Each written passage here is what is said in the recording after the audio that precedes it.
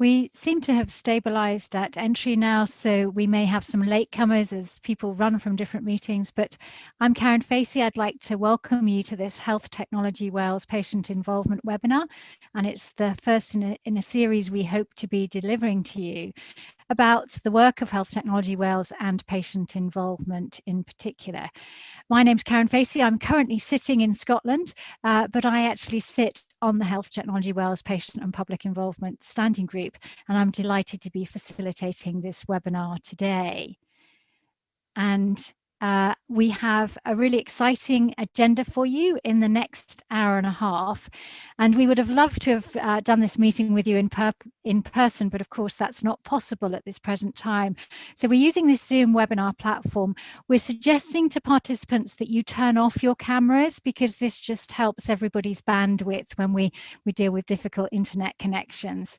And the pattern of the morning is going to be that I'm going to hand over to Susan Miles, our Director of Health Technology Wales, to talk to us about the work of Health Technology Wales. Then Alice Evans, the Patient and Public Involvement Officer from Health Technology Wales, will talk about how she's been developing patient involvement in the work of Health Technology Wales and give some real examples of engagement. And I know that some of you on the call have already met Alice and worked with her. And then we'll be having a discussion with other members of the Health Technology Wales Patient and Public Involvement Standing Group, Sarah Peddle, Kiana Collins, Alan Moodell, and Catherine Evans-O'Brien. So we're going to have a sort of fireside discussion with them about what it's like working with patient and public involvement in HTW. Then there'll be a time for your questions. So do use the chat box to type in your questions. You'll see a little bar there. Type in your questions and I'll either pick them up as the presentations go along, but we'll have this big session at the end where all the speakers will be available for a panel discussion. As indicated in your registration, we are recording this session because we are making it available as a training material. So just be aware of that in anything you write or say in the process. I think that's all I probably want to say at the moment, apart from to say it's great to have you all on board. We know that we are expecting people from patient organisations that are very diverse, as we can see here in this list. We've got people representing umbrella groups like rare diseases, like heart and circulatory, mental health. We've also got cancer organisations, multiple sclerosis, Parkinson's disease, a really wide range here. And some people that cover a wide range of issues within patient and public involvement in health and social care. So you are all very welcome, and we look forward to hearing more today about the work of Health Technology Wales and patient involvement, and to hearing your questions about that as we go through the session. So at that point, I'm going to stop sharing my screen and I'm going to ask Susan if she would like to do her presentation.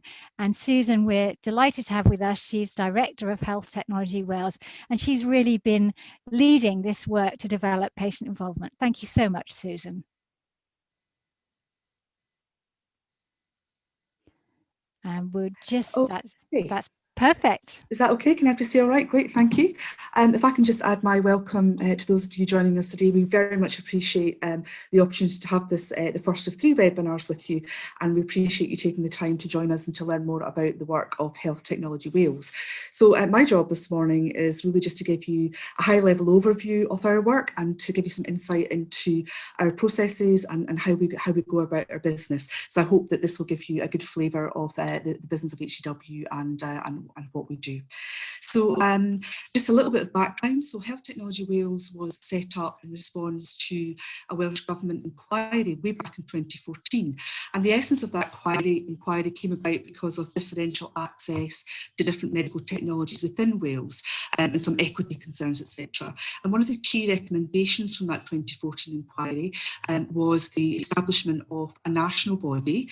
It was felt that there was a good process for looking at medicine medicines within Wales in terms of access and equitable access to medicines within Wales, but perhaps not such a good system for access to other medical technologies. And so a key recommendation of that body was to establish a centre, a national centre, that would be responsible for identifying, appraising and adopting medical technologies within Wales, and specifically trying to take a more streamlined and coordinated national approach to that venture. So those are our kind of three key tripartite remit areas. So I'll aim to speak just a little bit about each of them to give you a flavour of our work. Just before I move on to that, just to say a little bit about the principles of Health Technology Wales's work, and I'll probably use HTW going forward for ease.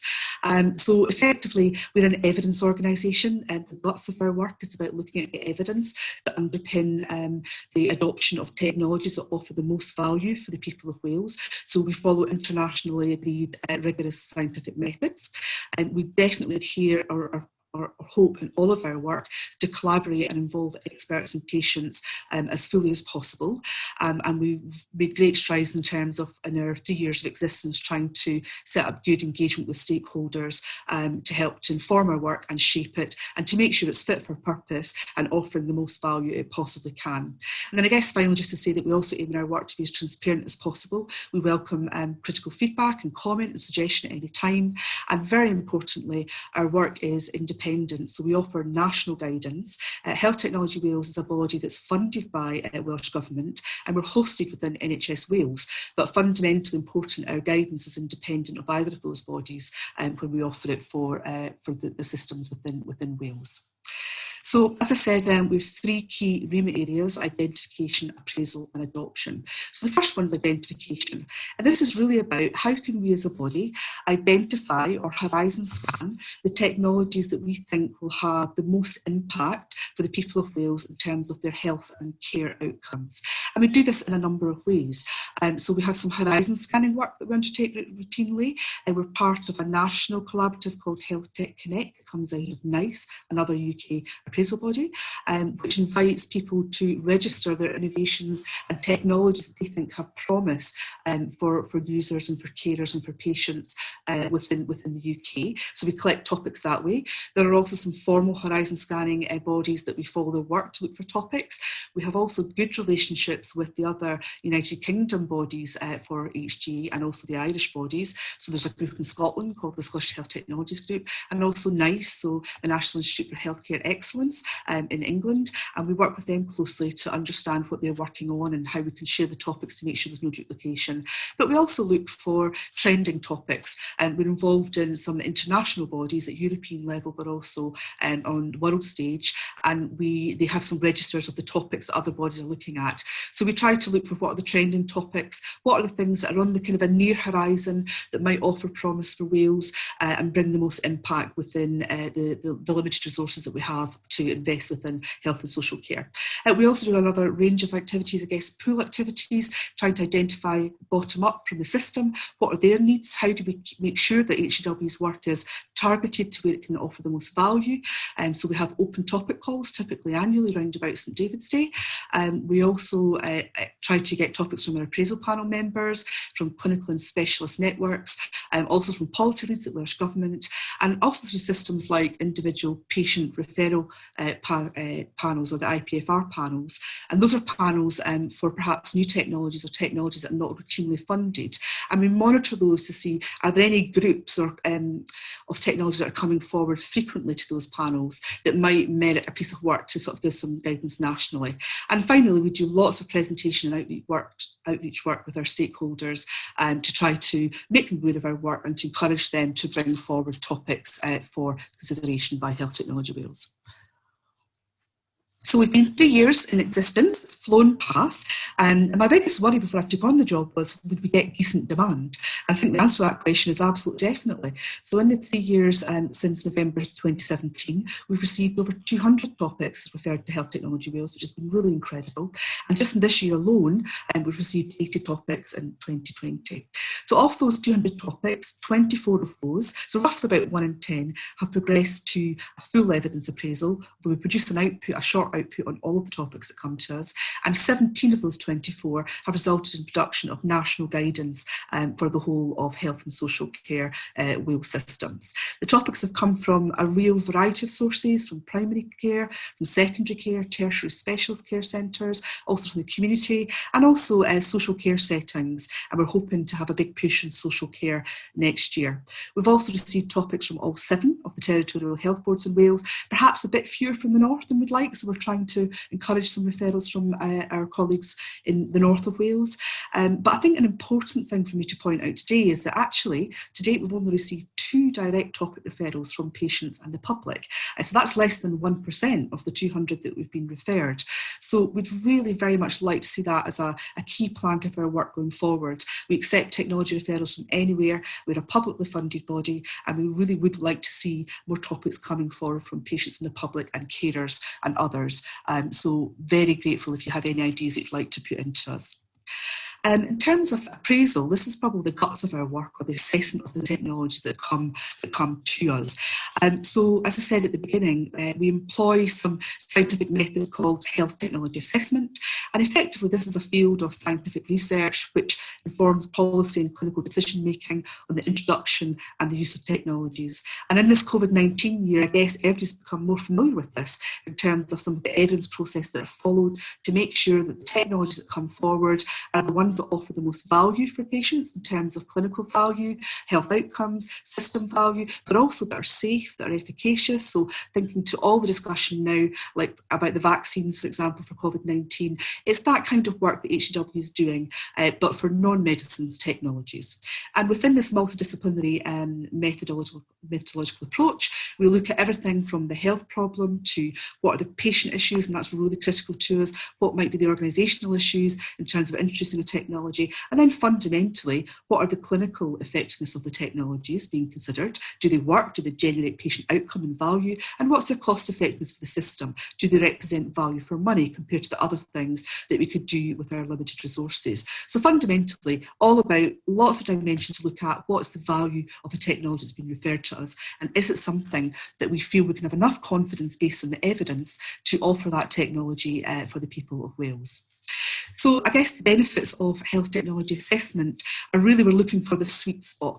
We're looking to bring forward those technologies and to expedite the adoption of those that have got the most promise for people in Wales. So ultimately the ones that will bring the biggest wins for patients and carers and users, the ones that bring system wins in terms of offering better or new ways to do things that allow us to use our resources more effectively, but also company wins because on all of these fantastic innovators who are innovating new technologies to improve health and care all the time. So fundamentally, we're trying to assess value and get to that sweet spot where there's a win for everybody, and we can say we think there's real promise in this technology, and we suggest and recommend its adoption within Wales.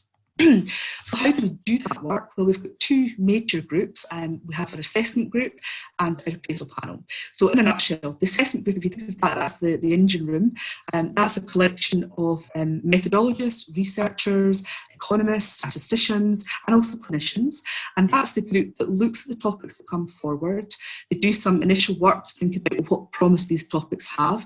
Do they have decent evidence or promising evidence for us to be able to review? And based on that and some prioritisation criteria, that's the group that actually makes the decisions about which technologies will be taken forward onto the work programme for the production of national guidance. And very importantly in this group, you'll see that we have PPI representation on that group. So we have 2 members of our patient and public involvement standing group who are equal members with equal voting rights on that group, and those are remunerated positions because we want to be very clear about how important that central role of patient and public involvement is to us within our processes in HTW. So that's the kind of, if you like, the workhorse group. The second group is the appraisal panel, and this is a national group. It includes 26 members, and they represent all 7 of the territorial boards within Wales, but also social care and also some of the specialist boards. And we also have key decision makers on there, so some policy leaders from Welsh Government. We also have, for example, peer groups, the directors of medicine, the directors of finance, and the directors of applied health sciences, those kinds of groups, trying to get a really broad church of views and opinions. And this group is the decision-making group. So they receive the evidence, the assessment group presents to them in the form of evidence reviews, or EARs as we call them, EARS, Evidence Appraisal Reports. They review that, and their job is to take a decision about whether they feel there's sufficient evidence upon which to base the adoption or to recommend the adoption of a technology or otherwise. So they're the key decision-making group that formulate that national guidance. We formulate the guts of it on the day, and then we have some email virtual exchange, making sure it's absolutely targeted correctly, and then that guidance becomes HTW guidance, and it's published and disseminated nationally across systems in Wales. So in terms of our appraisals to date, we've had full evidence appraisals on 24 technologies, and as I said, we've produced 17 pieces of guidance. And we've made a number of recommendations, and those have come between a mixture of recommendations for routine adoption, so a technology that offers promise for the population more generally. Technologies perhaps have got a selective adoption, so there may be evidence to support their adoption within perhaps a smaller, more niche group of patients. And we've also got some recommendations that say presently there's insufficient evidence to support adoption of the technologies concerned. And we always try to indicate where we think the gaps in the evidence are, to signal to researchers and to others who would like to see the evidence to come forward to help us to make a more informed decision the next time around based on stronger, better evidence. And to date, those have broken down to roughly 50-50, so 45% of our decisions have been either selective adoptions or routine adoptions, and 55% have been cases where there's been insufficient evidence, but we've offered suggestions about how perhaps we can improve that going forward. So fundamentally, this is all about trying to get the most out of the available resources for care within Wales. And so we're really looking to reallocate resources to make to move from perhaps less efficient areas of spend into more efficient areas that offer the most promise for patients, carers and users. So we want to encourage the adoption of clinically cost-effective technologies. We definitely want to discourage the adoption of technologies that are unsupported by evidence. And I think this is important. This is about not wasting valuable resources. So the non-investment decisions, I think, are as important as the investment decisions. And fundamentally, this is all about trying to improve the quality of care and patient and user outcomes in Wales. And based on our 17 pieces of guidance so far, our economists have done some great background work, and they estimate that based on those 17, that we've generated system savings of £5.78 million so far. So roughly for every pound invested in Health Technology Wales, we're expecting a return on investment for about £3 in terms of the value to the system in terms of making informed evidence-based decisions. Just this picture really is just to show that it's a real smorgasbord of topics, top to toe, literally. So we've done things from, at the moment we're looking at corneal cross-linking, an update piece of guidance for people with keratoconus in the eye. We've covered cancer topics in terms of the bowel and prostate cancer. We've looked at everything from kind of a small stent, high volume items, right up to robotic surgery for thoracic surgery for lungs and lung cancer. So a real mix of topics. We've done a few around about diabetes, which involve obviously much bigger patient populations. So important to say that we're happy to take topics, anything that's not a medicine. We're a very broad church. We're happy to receive inquiries about and to consider those as potential topics to take forward to produce national guidance on. So in terms of our Dpi engagement so far, I think perhaps one of the most important things that we've done so far, and one of the most productive things, has been to establish our patient and public involvement standing group. And they're a really stellar group of individuals who've helped us to steer our process and how we can best work to make sure that Dpi is front and centre in HTW's work. So in terms of our appraisals, of the 24 that we've conducted full appraisals on so far, 11 of those to date have involved patient and public involvement. Although I should say that patient and public involvement has been a core part of all of our committees since the beginning. We're delighted to say 4 submissions direct from patient organisations, putting in evidence to those appraisal processes that's weighted equally and considered as an evidence source alongside all of the other evidence that we take on board. We've developed some questionnaires and surveys specifically for 4 topics, where we wanted to get very specific aspects of feedback from patients and patient organisations and their constituent members. And we've also undertaken 3 specific patient literature evidence reviews. We've gone to look at the literature out there to try to find out what do we know about this already from existing research on patient views on particular topics. And we've engaged with 10 patient organisations so far, and the list below are just the selection of some of that we've engaged with so far. And we're delighted to welcome some new ones here today, and we very much hope that we can work with you in the future. So I couldn't Excuse me, I couldn't speak about this issue without saying something about COVID-19. Of course, it's really been a dominant feature of all of our lives and existence. And as an evidence review body, Health Technology Wales paused its normal work programme for a period of about 3 to 4 months so that we could assist with the national effort to look at evidence around about COVID-19 and technologies that may help in terms of the treatment and the care and vaccinations, etc., to help in this particular disease area. So we've done, I think, 12, I think we're up to 12 now COVID-19 technologies, and we have a rapid review model within Health Technology Wales, but the pressing public health emergency has seen that condensed even more to sometimes a week to 2 weeks turnaround to inform some really time-critical decision-making for some of our colleagues in Welsh Government and public health and other places. So we've done some quite major pieces of work on the test to inform diagnosis. So you've heard a lot about lateral flow tests versus PCR, lab-based tests, so we've done lots of work on that both nationally and internationally.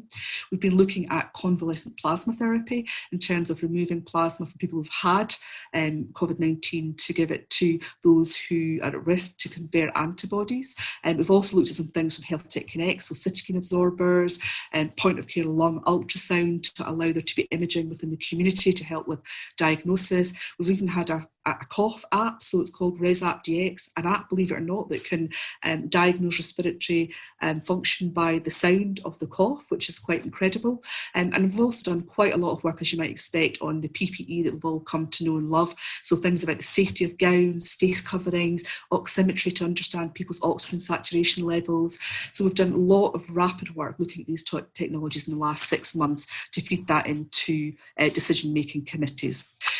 So HTW has been invited to be in the range of those committees within government. So I guess the key one has been the Technical Advisory Cell. So that's a Welsh National Committee that reports into the SAGE Committee that we've all heard so much about, that has people like Chris Whitty, etc. on that group. And we've been trying to feed in and share and divide and conquer our efforts with the other UK nations to try to get the answers to some of those really pressing questions. We've also been involved in the Welsh Test Plan Cask and Finish Group, looking at the testing strategy for Wales, also in the Research Strategy Cell, which has been thinking about, okay, so what research do we need to do within Wales, what research has been done elsewhere, and what's the priorities for those research questions coming forward, and what are the research questions that HTW can help to answer if there's evidence available in the medium term. And as I mentioned, we've also done some work on convalescent plasma therapy. What I will say is the urgency around about the need for those answers to some of those questions has been great, and quite often we've produced these pieces of work, working long hours, maybe within 1 to 2 weeks. And so we've perhaps not had as much PPI input to those topics that I've liked so far. But an exciting development in Wales is that from next year, Welsh Government have put forward funding for a Wales COVID-19 Evidence Centre. And this Evidence Centre will be looking at 2 things. So evidence synthesis of the available evidence to help us to take informed decisions, but also commissioning primary research in areas that we think are of most importance in terms of dealing with COVID-19 within Wales. And under the auspices of this new centre, which will launch in January, I think there's a real opportunity for us to then to build into that, really crucially, the PPI input to those processes in the same way that we do with our other more general topics that we take on. So that's something to keep your eye out for, and we really welcome your engagement around about that going forward. 2 minutes, Susan. Okay, so I'm just saying we also have done some international work looking at some testing work, and that's really just to show you that.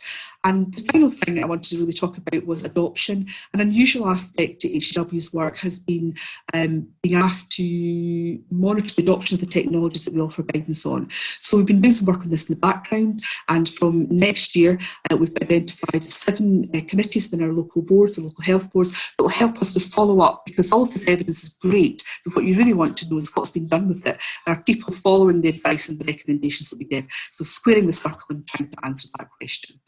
We've been very keen since the beginning to look at the impact of our work, and so we've produced lots of impact reports in single statements, but also annual reports, and there's a whole section on our website that I encourage you to have a look at when perhaps you have some time. So in terms of the impact of our guidance, basically in this last year we think it's the direct effect around about 60,000 people, and since we set up 140,000 people, and we think this is just the tip of the iceberg, because some of the topics have been for smaller patient groups. We think going forward there's even more potential to directly impact the health and care of people in Wales, and really just the Millennium Stadium just to show that, you know, stadium school in terms of impact on direct patient care so far. As I mentioned, we think that our guidance has had the benefit of, by doing things better or in different ways, realising system savings, and that's just about in the order of £6 million so far, and we're really thinking that's very positive, and we hope that will increase in years to come. We've had fantastic feedback both from academics, from the partners, from the clinicians, also from our industry partners, and also patient and public bodies that have engaged with us in our work have offered us very good feedback, and we can share the slides with you after the event so that you can have a look at this in a bit more detail. And likewise, really excellent feedback on our COVID-19. We're an organisation that's really keen to try to improve and learn as we go, and we very much welcome and see that as a strength, receiving feedback. And next year, we'll be producing a more detailed impact assessment report based on our work today over the last 3 years. So keep your eye out for that, and please do get in touch if there's anything you'd like to discuss with us. So just to finish off, I'd just like to ask, so what can we offer, or what can we offer to patients in the public? So absolutely, it's undoubtedly our mission to put PPI front and centre in everything that we do. And we offer open and themed calls around about bringing topics forward, and that's a thing I think we can offer. People say there's no such thing as a free lunch. It really is a free lunch. HTW has been publicly funded to try to answer those questions that are most important to patients and to carers, so we really do encourage bringing those forward. And we also have the opportunity to run engagement events like this, some training and development events in the future, and we very much hope to see you there. And then finally, what can patients in the public offer to HTW? Well, first and foremost, we want you to bring us the topics that are really exercising you. So within your patient bodies and organisations, what are the technologies that are either new or existing that you really think an evidence review would be helpful for in terms of spreading the word and getting some guidance out there in that evidence? And we also crucially need your expertise, your insight and your participation in a review start to finish.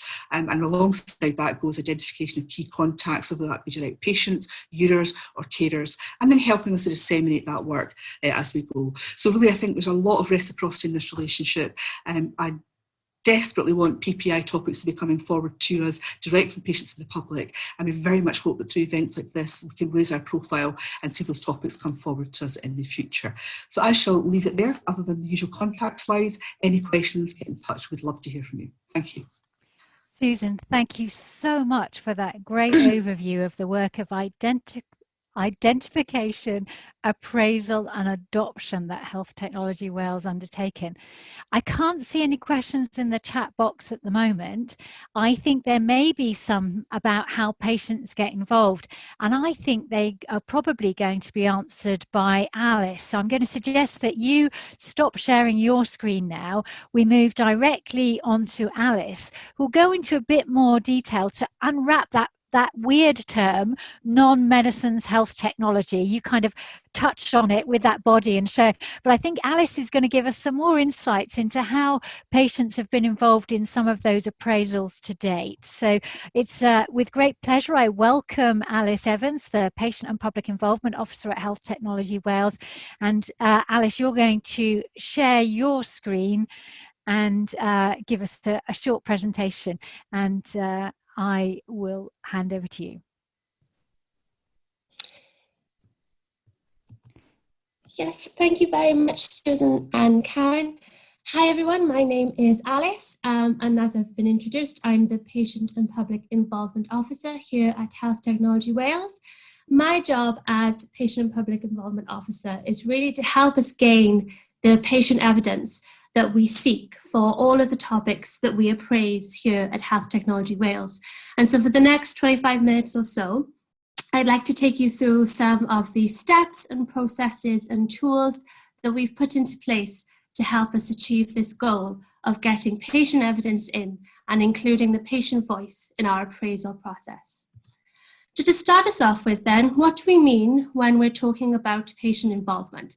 I'm often asked when I approach a patient organisation such as yourselves, do you only want to speak to the patients who have had the opportunity to use this health technology that you're appraising? And whereas that is absolutely correct, yes, we do want to hear from these patients, it's important to remember that we want to hear from all patients, because no one knows better what it's like to live with an illness day in and day out than those patients. And not only them, but carers, family and friends who may be able to speak for a patient if they're unable to do so themselves. And really, patient involvement is anyone who has the potential to be a patient and anyone who uses a health and social care service. The second question I'm asked then is, what do you want to know?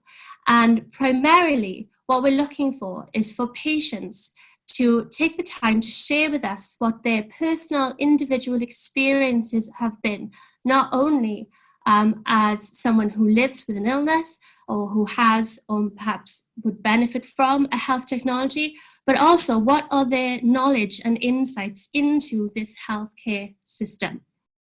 So we're very fortunate at Health Technology Wales that an awful lot of work has already taken place into thinking about how we achieve this and how we get patients and the public involved in this kind of process on a UK and on an international level.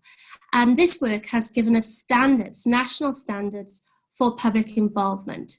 And these standards aim to tell us not only what the end product should look like, but also what the process should be like, what the experience of becoming involved in an appraisal process like this should be like for patients. And these standards tell us that we should offer public involvement opportunities that are accessible and that reach people and groups according to research needs. So we need to be speaking to the right people. That we work together in a way that values all contributions and that builds and sustains mutually respectful, productive relationships. That we offer and promote support and learning that builds confidence and skills so that organizations such as yourselves feel confident that you know what's being asked and how to go about doing what's being asked of you. That we use plain language in all of our processes from beginning to end in engaging with you. That we drive improvement, capture and share the difference that this involvement has made. And lastly, that this is something we ought to be doing, that we need to involve the public and patients in our governance and leadership so that decisions promote and protect the public interests. Now, here in Wales, we also have our national principles for public engagement, and these were set up by a group called Participation Cymru and endorsed by Welsh Government. And it's a series of principles that are meant to overarch any kind of engagement that someone might seek to do for any type of research or appraisal that we seek to do.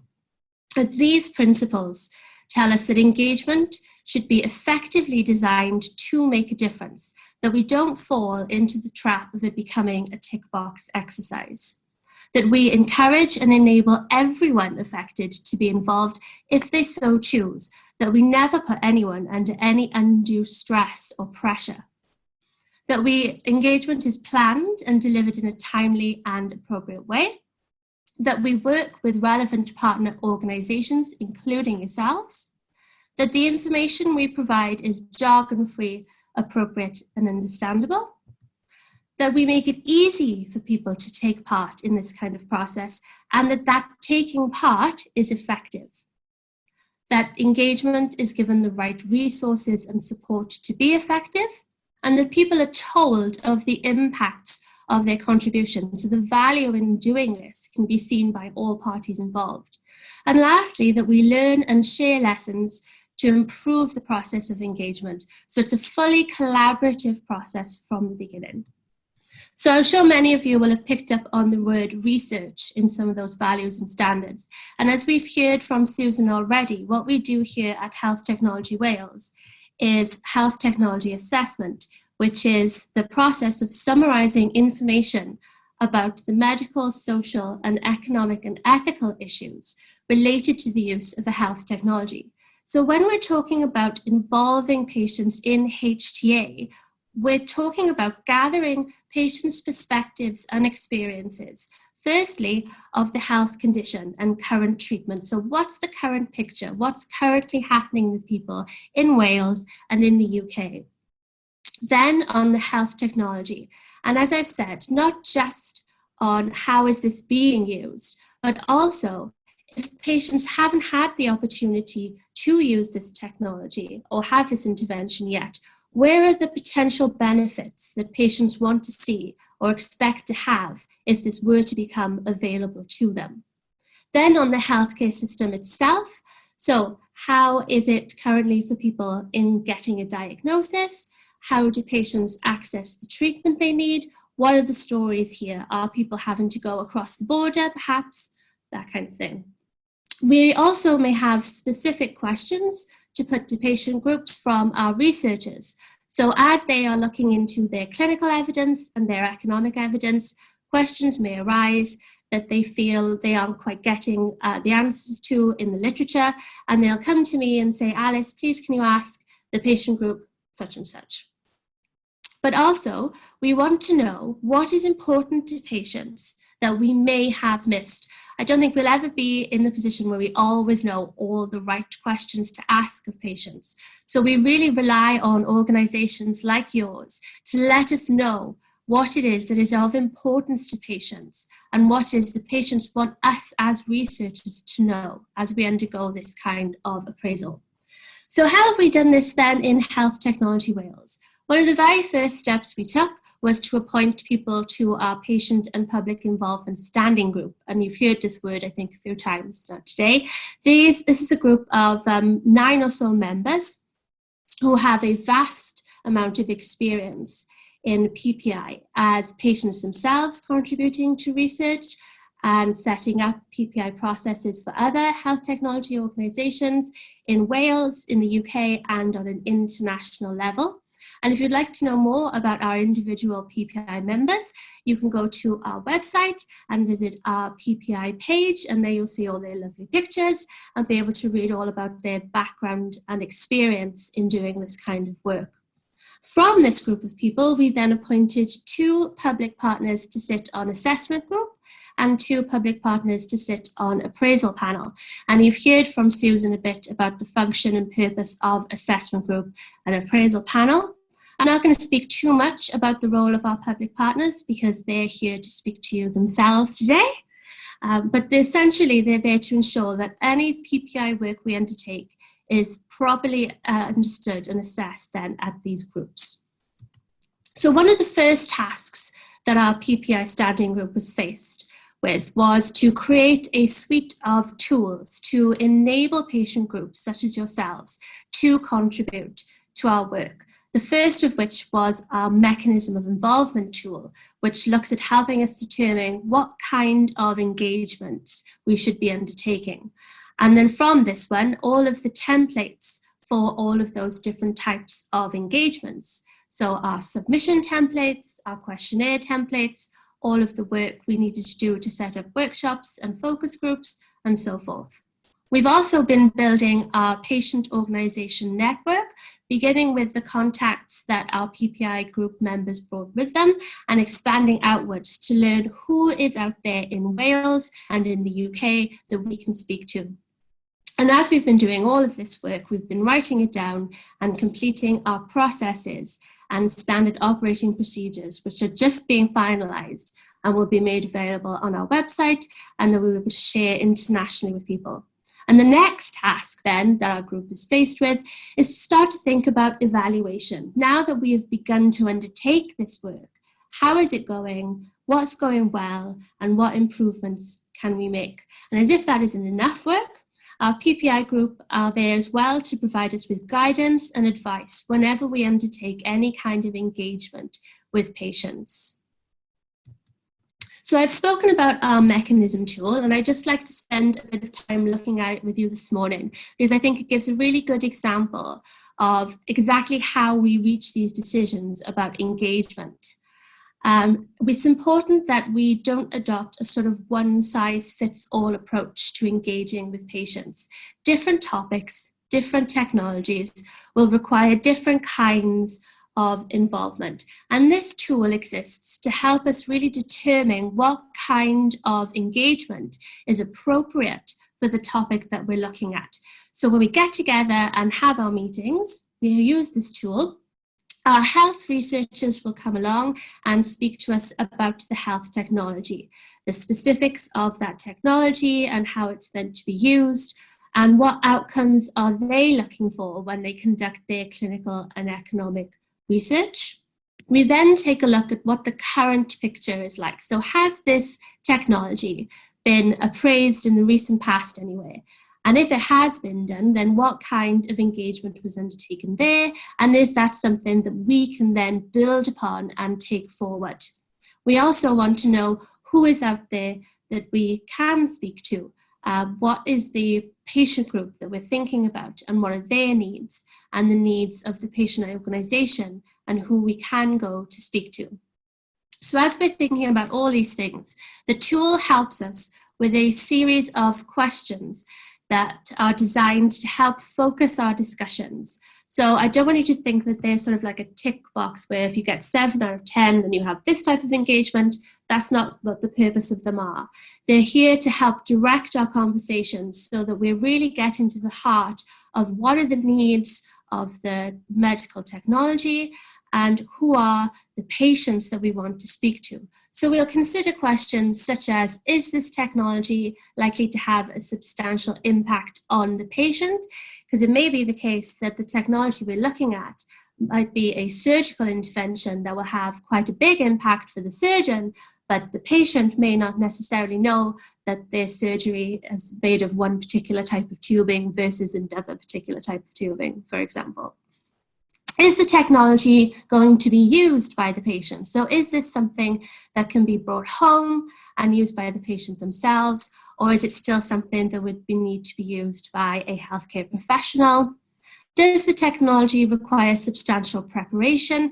So for example, is this something that a patient will need to have a certain amount of knowledge before they're able to use, or access to things like internet and a smartphone, if you think about some of the heart monitoring devices that are out there? Will the technology change the pathway of care? So there's a full list of these types of questions aimed to help us really get to the heart of what we're discussing. And once we've had these conversations, we can then go on to think about the type of engagement that's appropriate. So I want to begin by looking at the patient organisation submission with you, and it's mechanism 7, that's just where it falls on the list. This is our main type of engagement that we find to be the most popular one for patient organisations such as yourselves. And it's essentially a form that you go away and complete for us. And it aims to capture all of this evidence that we've been discussing. So what is life like for patients, what the current situation is for patients in Wales and in the UK, what are the expectations of the health technology. So for those who have had access, what has that been like? For those who perhaps have not yet been able to access a particular health technology, where do they see the potential benefits of having access to this being? And this is a form that you as an organisation will need to go away and talk to your patient networks about if you want to interview them or send around questionnaires or surveys, and then complete this form and report back to us. And then this form goes as it is to our standing group. If they have any questions about it or if they want further clarification, we'll get back to you. Sorry, I skipped forward.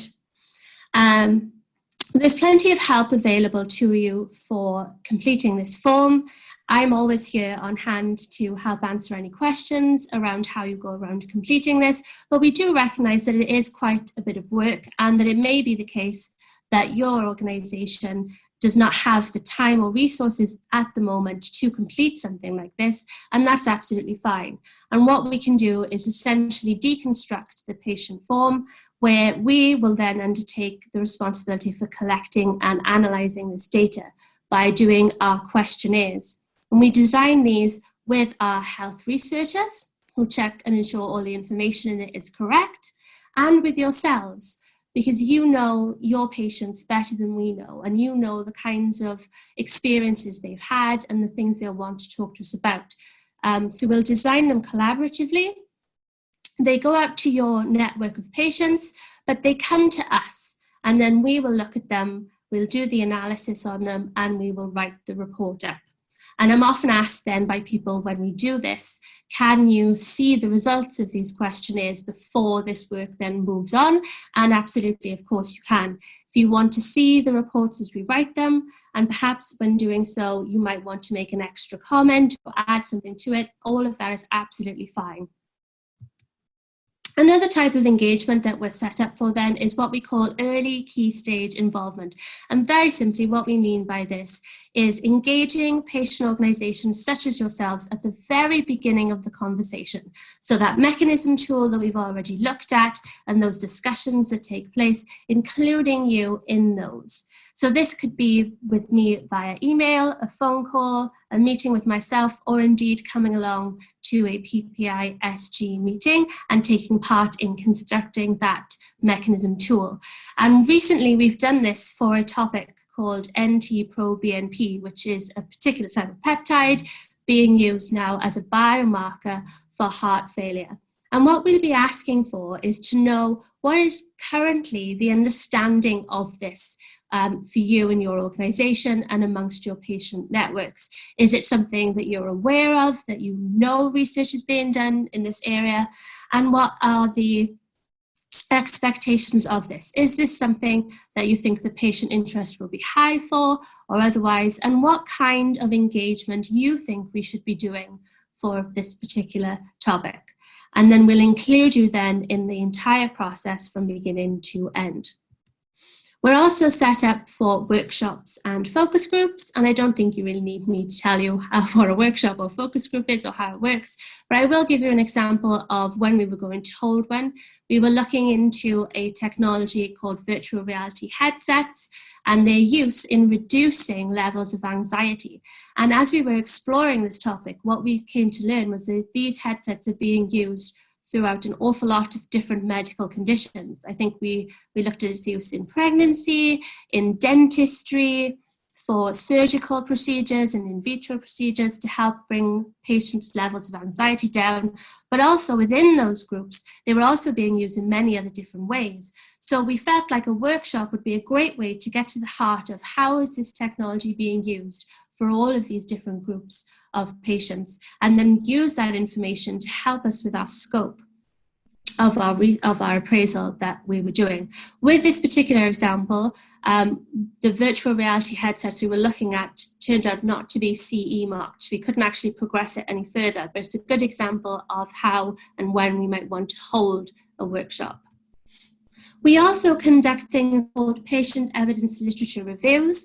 And what we mean by this is going and doing an independent search for research papers already published that look at patient experiences and perceptions when they've taken part in trials and research of the health technology.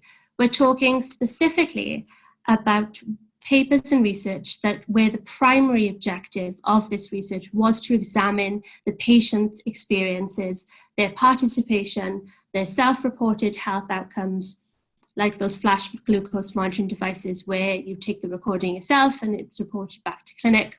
So we're not talking about where clinical research where you have sort of patient satisfaction outcomes reported in and amongst the clinical research that you're looking at. We're really looking for specific papers that just look at what the patient experience has been and then conducting a review of those papers.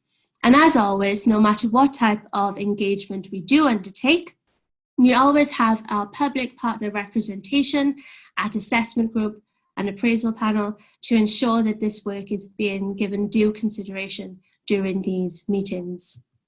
So once we've done this, then we've gone and we've approached our patient groups, we've asked for a submission, we've circulated questionnaires, we've gained our patient evidence. What happens to it? Well, all of our patient evidence is included in our evidence appraisal reports. And this is the main report where we look at all the evidence that's been considered, all of the clinical evidence, the economic evidence, and now the patient evidence. So when you complete a patient submission form, for example, that form is included in our EAR as you've written it in your own words and in your own language. These reports are then considered at assessment group and at appraisal panel and used then to help us form our guidance. So a quick word on our guidance. I think we've heard from Susan regarding what this is, but just to say that we look at producing guidance on whether or not this technology can be adapted on a routine basis or partially adapted for specific groups of patients, or whether the evidence suggests that there needs to be more work done. Your work that you contribute to us forms part of this evidence recommendation. And even if it's the case that the evidence we've considered isn't strong enough necessarily for us to make a guidance recommendation, our EARs and all of the work that we put in to examining a topic are published on our website, and your contributions as a patient organisation are included in that, and they're all available. And these include our plain language summaries that go along with them. So I think that's it really from me. I'd just like to take a moment to reflect on the year we've had so far. Since our first meeting in the April of 2019, we've done an awful lot of work, I think. We've managed to engage with a high number of patient organisations and include patient evidence in 11 of our topics that we have appraised this year. And we've had very proud moments, particularly thinking of our first patient who came to speak directly to Appraisal Panel this year and the impact that that had on the guidance that was formed. And for me, I'd really like to thank you for your work with us, for being willing to work with us, for your openness and transparency in working with us, because if it weren't for organisations such as yourselves, we really wouldn't have this work to celebrate. So thank you very much. I think I'm now going to hand you back to Karen Facey, who's going to introduce you to our public partners. Thank you so much, Alice, for that super overview of the work of patient involvement in health technology Wales. I'm going to invite Sarah, Kiana, Alan and Catherine to turn on their cameras. And I can see that Sian has joined us as well. Sian, we're trying to preserve bandwidth, so if you'd like to turn your camera off, that's super. So you heard there from Alice that the work of Health Technology Wales is not just a tick box exercise, and any of you who've engaged with Alice will know that she's incredibly responsive to try and understand what you as patient groups are able to contribute, what's best for you, and she really wants to ensure that we can hear the experiences of the patients that you represent. So I hope that's come through.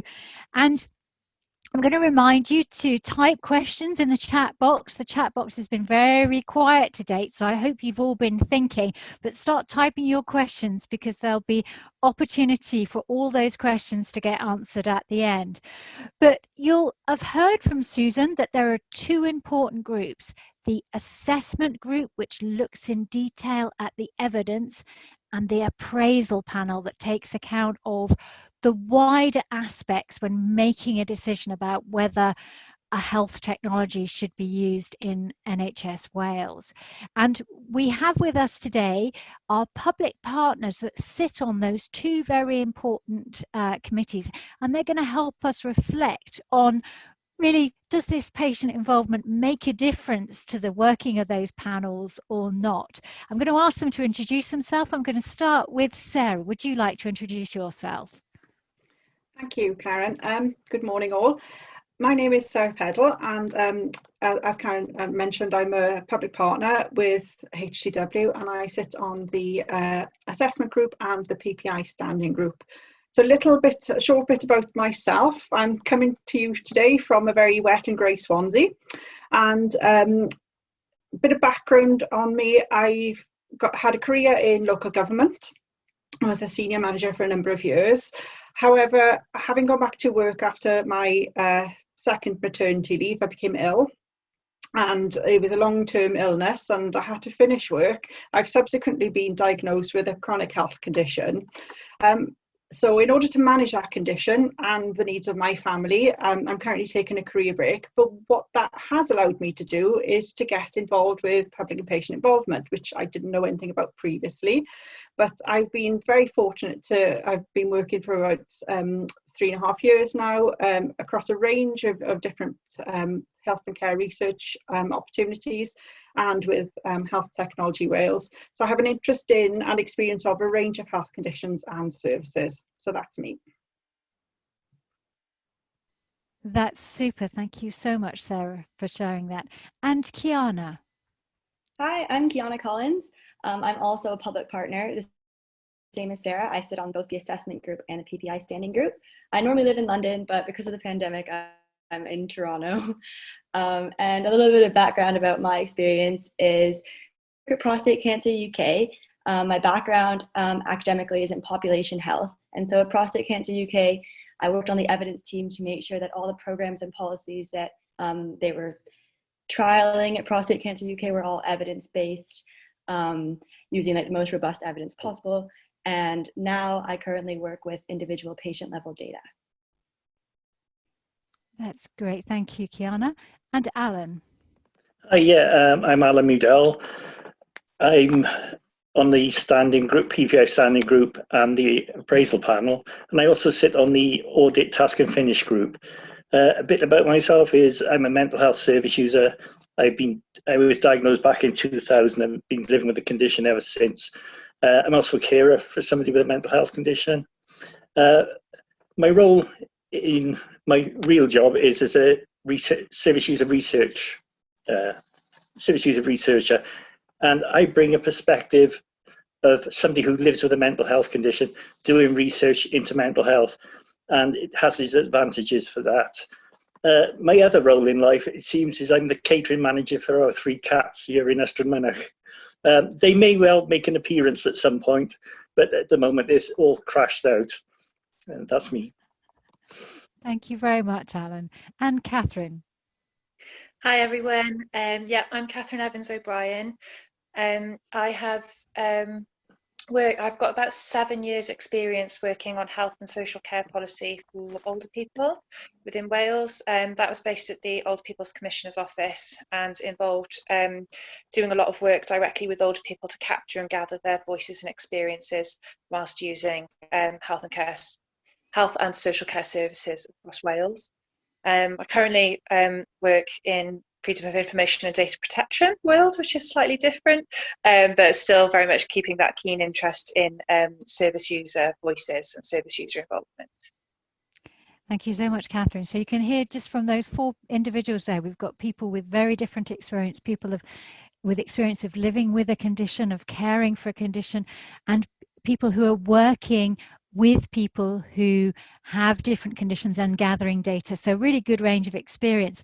So I'm going to ask you a few questions. I think I'll start with Sarah. Can you just give us an overview of the work of this PPI standing group? What does it do? Yeah, of course. When I joined Health Technology Wales, it was evident to me that PPI and the voice of the public and patient was very important to them. And obviously, as a new organisation, some of the first steps that needed to be taken were to appoint patient and public involvement onto the assessment group and the appraisal panel, and to establish the PPI standing group. So as a new group, as Alice has talked to you about, we had to develop the structures and the mechanisms for ensuring that the voice of the patient is there and foremost in the work that's carried out. And obviously we are quite a disparate group of experienced patients and carers and so on, but we couldn't hope to cover all of the different conditions and the different topics that we'd be covering, and it was clear that we needed to make sure that we were able to reach out to sort of patient organisations who could bring that. So we've developed the mechanisms that are there, but also there's a continuous involvement. We can't just sit back now and sort of say, yeah, we've done the mechanisms, we don't need to do anything more. We have to continuously apply those mechanisms and also to check whether they're working. So we look at the topics that come in, we look at the best ways of getting that patient voice, and when things need to be adjusted, we're there to discuss it and to adjust them as need be.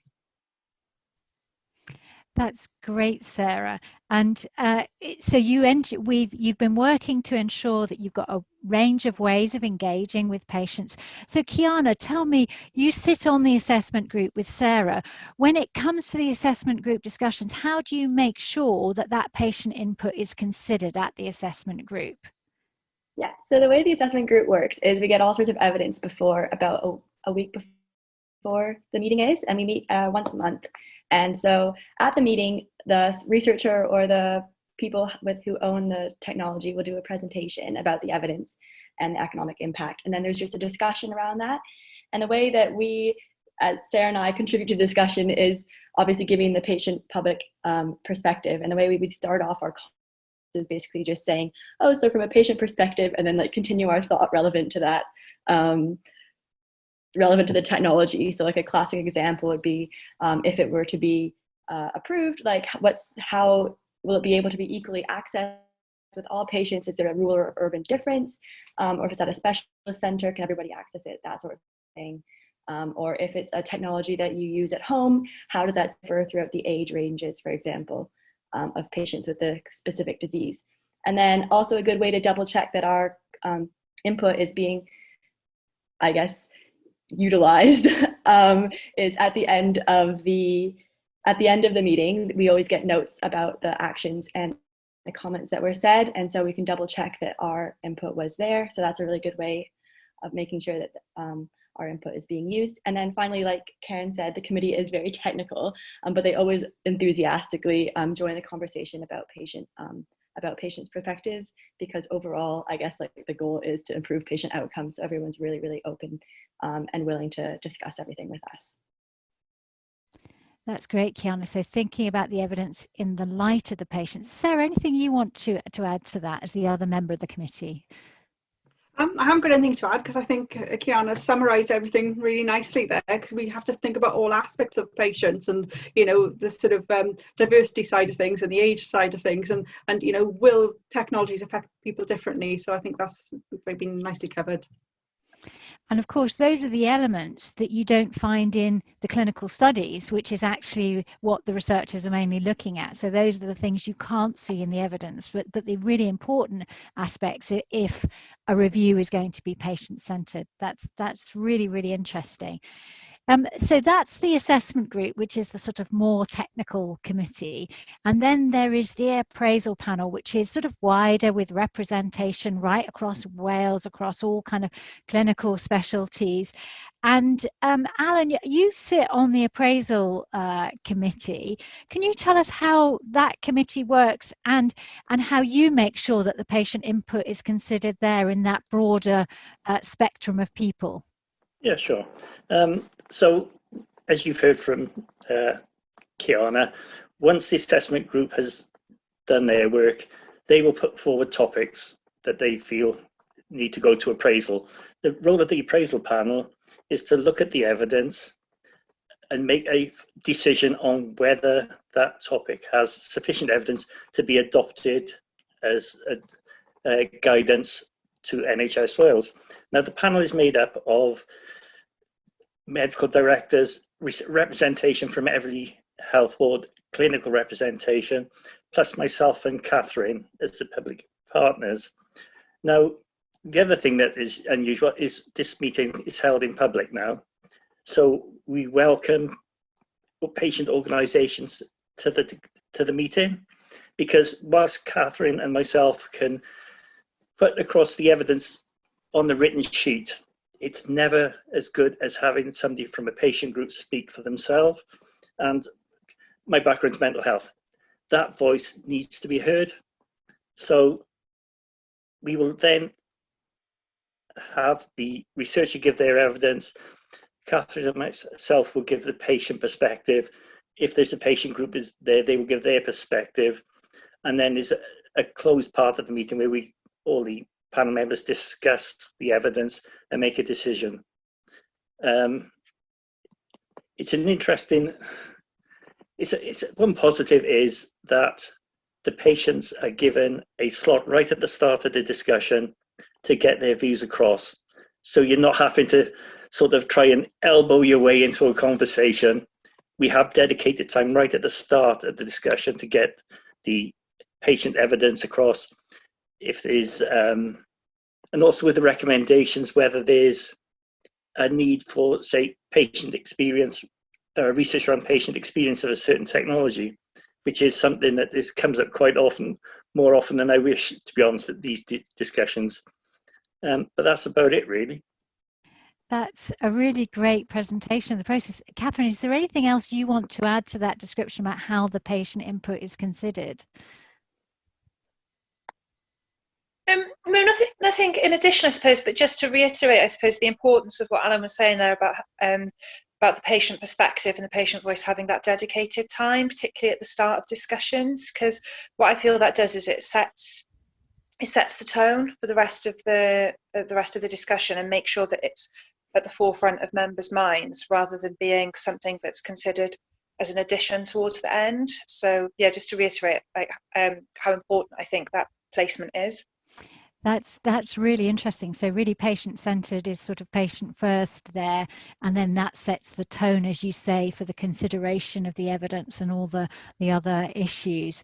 So Catherine, again, just thinking in those discussions on the appraisal panel, can you think of any areas where there's been some patient input that has really kind of created one of those like light bulb moments for the discussion, where somebody sort of said, oh yes, I understand that differently now because of what we've heard from patients?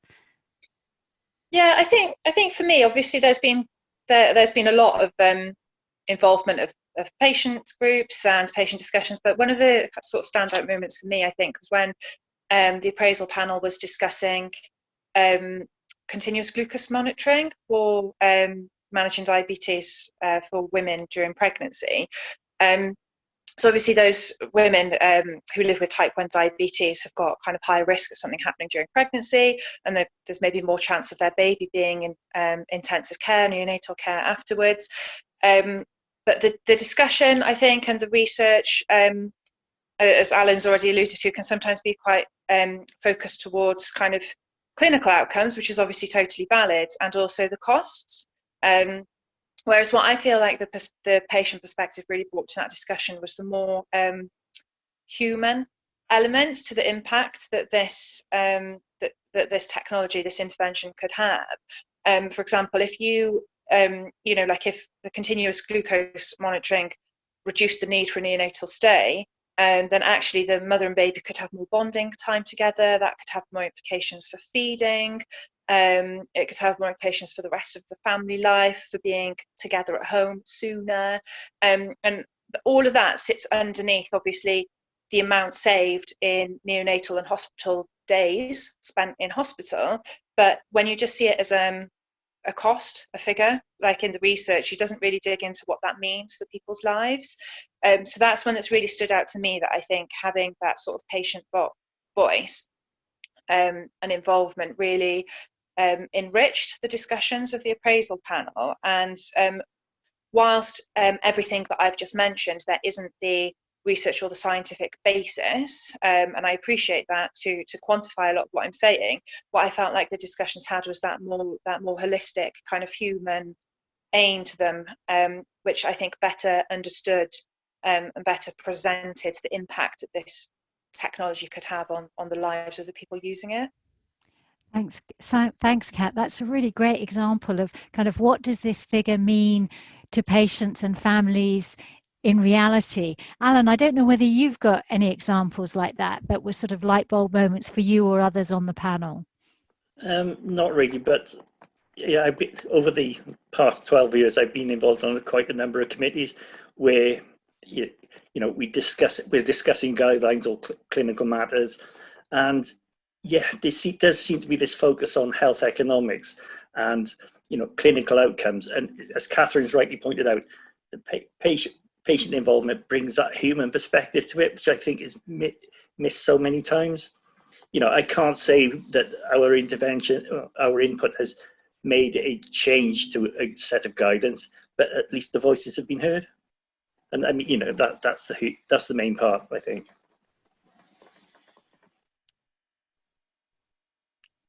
I'm going to invite Alice and Susan now to turn on their cameras and just join the conversation. I don't see any questions in the chat box. I'm going to change my approach and say, I'm going to be daring and say, if you want to ask a question, why don't you just turn on your camera and we'll see if we can unmute you, because I think we're a small enough group. I'm hoping the bandwidth will be okay. We were a bit unsure about it to start with, but I think that would work well. So if you want to ask a question, just turn on your camera and that will be an indication to me. I've got a question, I think, for Alice, which is, you mentioned there that you've worked with some of the patient groups and some of them are hopefully on the line, but how do you identify patient groups? Right, so at our standing group meetings, when we consider the type of engagement we would both be appropriate for a topic that we're looking at, it may be the case that some of our members are aware of groups that are out there and can signpost us to organisations, but we also have a tool that we help us identify what patient groups are out there. And it's not just a Google search for medical terms or the technology, even though that we do that. It's a full list of different databases and archives and NHS resources that are available to us, so that we can find out not only what are the big patient organisations in Wales and in the UK, but also where are the local support groups, for example. Perhaps there's one that meets down the road from us, that we'd be able to go to one of their meetings and speak directly to those people there. And that kind of really localized, important information on who's out there to speak to. So we have our standing group members and the wealth of information that they're able to provide for us. We have this tool then that we use to search Wales and the UK to see who is out there. And we're always looking to engage with as many organizations that we can. So it's not necessarily the case when we're looking at a topic that we only want to speak to one organization, because as we know, there are many organizations involved with different aspects of health conditions. And as many as those people as we can speak to, that's our aim.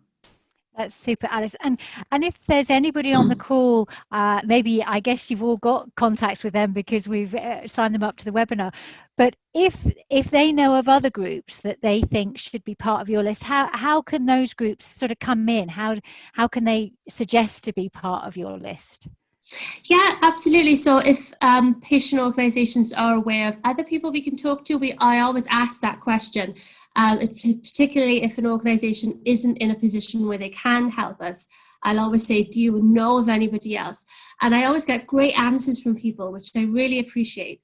There's a lot of excellent networking that's out there, and the signposting to other organisations and other groups has always really helped us.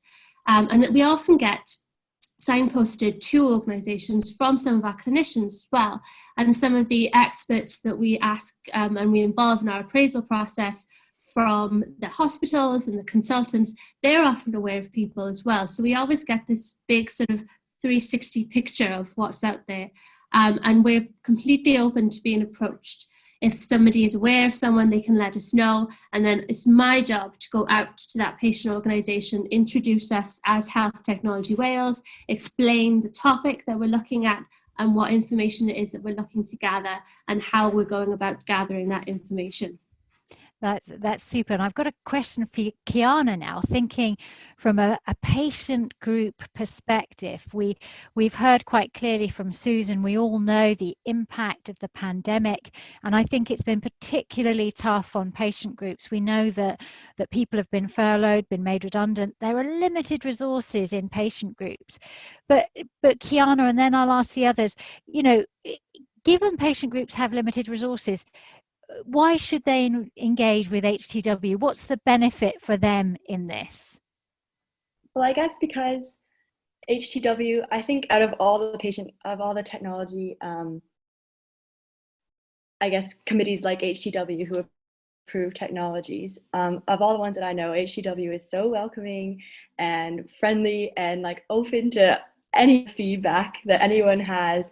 It's also super easy to get involved and also to get into contact with Alice. She's super responsive. We'll always get back to your emails like immediately. And also another reason why to get involved with HTW is because they also make you feel like you're really having an impact as well.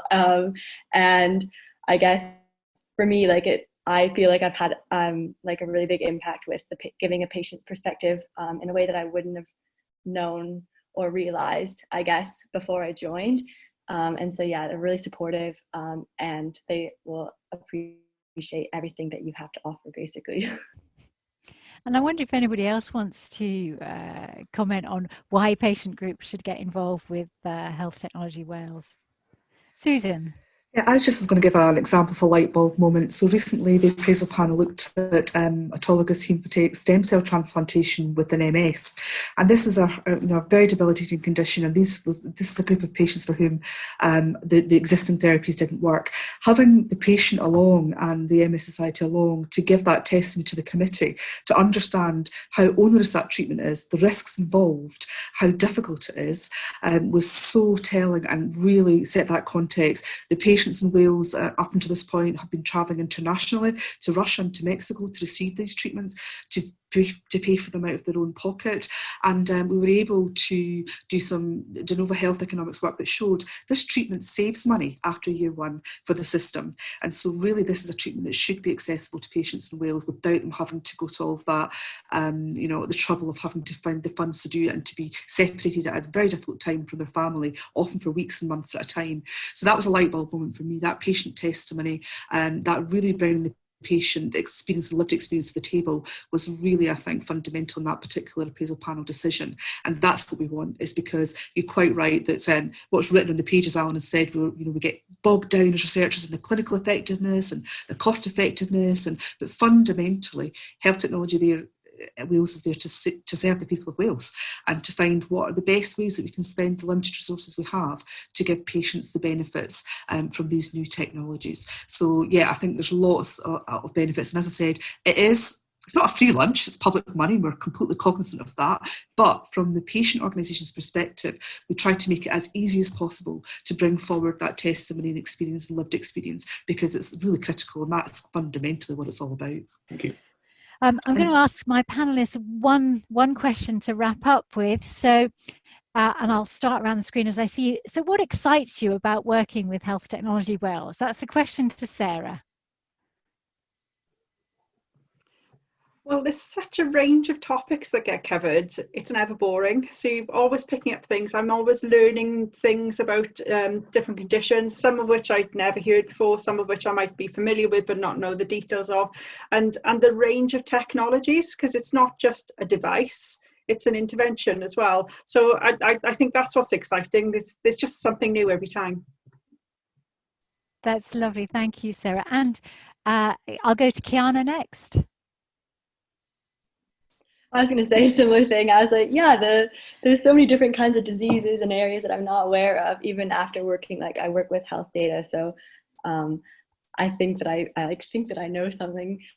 And then I figure out, oh, actually, there's so many other technologies that I wasn't aware of. And I guess it also really excites me just being able to be that person to provide the more human perspective, like Catherine said, because it is so valuable, and I really do think it has a huge impact. So it's really, really great to be a part of the group. That's lovely. Thank you, Kiana. And Alan? Yeah, for me, because I'm a researcher these days, I learn so much from going to the meetings, because there's different methodologies. Some technologies for what one condition might apply to another condition. It's all this sort of knowledge transfer, this learning. And I hope, that in my role as a public partner, I can also, make sure that the patient evidence is given. And I mean, Susan will probably back me up on this, because we're at the meetings all the time, is, I hammer the point about we need more patient experience research done, because seriously, we do lack it. How we get around that, I don't know. But, Health Technology Wales is starting to champion that, which is great. That's a really important point, Alan, there. So we've heard about the variety of technologies, the opportunity to reflect on the research that's there and try and influence the research agenda for the future. Catherine, any reflections from you on what excites you about working with Health Technology Wales? Yeah, I think the main thing that excites me about the work that we do with Health Technology Wales is the thought, I suppose, the knowledge that our not just our contributions as individuals, but obviously what we're doing on behalf of patients, members of the public as well. Sorry, my cat is getting involved. You know, has the opportunity to not just to influence the way that other members of the panel are thinking, but also might have that nudge effect of making technologies available for people who really need them. And actually, you know, down the line, that really could have an impact on their everyday lives as well, in the way that they live their lives. And for me, that's the exciting part. I get bamboozled by a lot of the technical and scientific stuff, but as long as I remember that, you know, that it's actually inching sort of closer towards people being able to access technologies that could really change their lives, that's what's the interesting, exciting bit for me. So having a real influence there to bring what you've all kept saying about bringing the face of the patient onto this. And I'm going to ask Alice the question about what she enjoys about working at Health Technology Wales, because Alice, you were my inspiration. You came to Health Technology Wales, what, 12 months ago, and you've really driven all of these processes forward, and you've been so responsive and reflective. What's it been like for you to work in Health Technology Wales? I think for me, what I've been most impressed with is the amount of resources that Health Technology Wales has put in to PPI and to ensuring that we do this correctly. I think I'm a full-time post, so I'm here 5 days a week. I know you said 7 then. Sometimes it feels like 7 days out of the week. But I'm here all the time, and I am a dedicated resource to the patient voice and bringing the patient voice into this appraisal process. And that's been, I think that's a particularly impressive thing for Health Technology Wales to do, and to provide so much resources into this. And everybody on board is always so keen to know, and has always reflected really on the really important work that's being done. I'm always given great feedback from assessment group and from appraisal panel members of the kinds of issues that they're made aware of that they weren't able to know about as a result of the work that we are undertaking. So I always get to see the value of what we're doing from this kind of 360 perspective of all the different stakeholders that we work with and the difference that it's made in this past year. And I'm particularly proud of that and grateful to everybody who has enabled us to be able to do so. This is not just me working on my own, it's our standing group, and it's the important contributions of the patient organisations and the patients themselves that have enabled us to produce work of this quality. And I'm really grateful to everybody that we've worked with. And I've really, really enjoyed getting to learn about these groups and these organisations and build relationships with them. And I'm really looking forward to continuing to do so into next year.